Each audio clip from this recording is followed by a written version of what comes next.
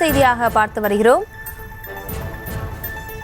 விருதுநகர் மக்கள் நீதி மய்ய செயலாளர் மீது 6 பேர் கொண்ட கும்பல் கொலைவெறி தாக்குதல் நடத்தியிருக்கிறது. பதற வைக்கும் சிசிடிவி காட்சியானது வெளியாக இருக்கிறது. இது தொடர்பான மேலும் விவரங்களோடு இணைகிறார் செய்தியாளர் மாரிராஜ். மாரிராஜ், வணக்கம். மேலும் விவரம். வணக்கம். ராஜபாளையம் மதுரை தென்காசி தேசிய நெடுஞ்சாலையில் உள்ள அரசு மருத்துவமனை மகப்பேறு மருத்துவமனைக்கு எதிரே ஓட்டுநர் பயிற்சி பள்ளி நடத்தி வருவர் குருமூர்த்தி.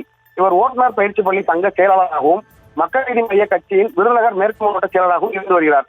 இந்த நிலையில் ஓட்டுநர் பயிற்சி பள்ளி நடத்தி வரும் குருமூர்த்திக்கும் சக ஓட்டுநர் பயிற்சி பள்ளி உரிமையாளருக்கும் இடையே சில நாட்களாக கட்டண நிர்ணயம் குறித்து கருத்து வேறுபாடும் பிரச்சனையும் இருந்து வந்துள்ளது.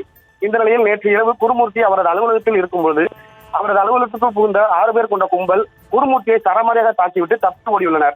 தாக்குதல் குறித்து குருமூர்த்தி ராஜபாளையம் வடக்கு காவல் நிலையத்தில் புகார் அளித்துள்ளார். இது குறித்து வழக்கு பதிவு செய்த ராஜபாளையம் வடக்கு காவல் நிலைய போலீசார் குருமூர்த்தியை மீட்டு ராஜபாளையம் அரசு மருத்துவமனைக்கு சிகிச்சைக்காக அனுப்பி வைத்த நிலையில் குருமூர்த்தியை தாக்கியவர்கள் குறித்தும் சிசிடிவி காட்சிகளை வைத்து தேடி வருகின்றனர்.